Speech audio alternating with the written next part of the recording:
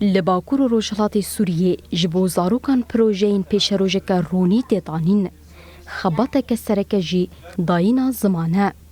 Lê ne tenê ev, saziya zimanê Kurdî sezekê bi gelek şêweyan civakê perwerde dike. Vê carê bernameya hêlîna zarokan da ye destpêkirin. Ev xebat ji aliyê sezeke medya ve tê kirin.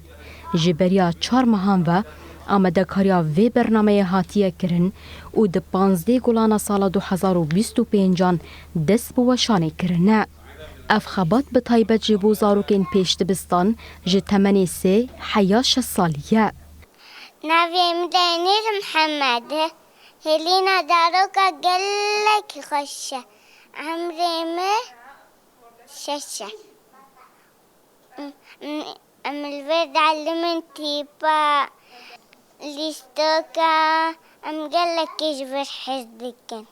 Li malê navê min Yehya û li vir navê min Elend e. YouTubeê vekin hêlîna zaroka bigerînin. Ji pedagojiyê bigire heta şêwazê rast axaftin, hez, lêstok, reng û her wekî din zarok tên perwerde kirin. Bi 4 zarokên ku bername ser YouTubeê çê dikin, bi sedan zarok tên fêrkirin. Her heyvê xelekek tê weşandin. Grupa ku bi xebata vê bernameyê radibe ji 6 kesan pêk tê.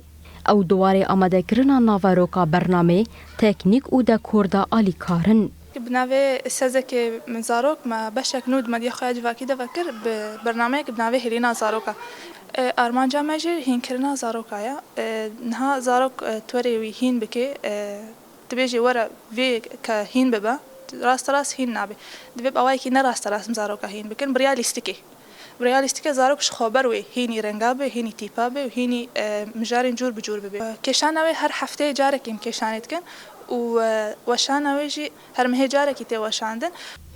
Dinava salê de her werzekê 3 bername tên pêşkêş kirin. Vê carê jî bernameya hêlîna zarokan her carê peyvek û pirsek Kurdî cihê xwe di medya sezekê de dikirin. Medya sezekê sala 2021 dest bi xebatên weşanê kir.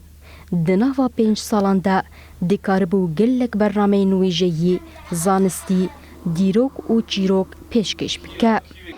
Evet, sıfır bir. Çuma ya Birleşme Muhammed.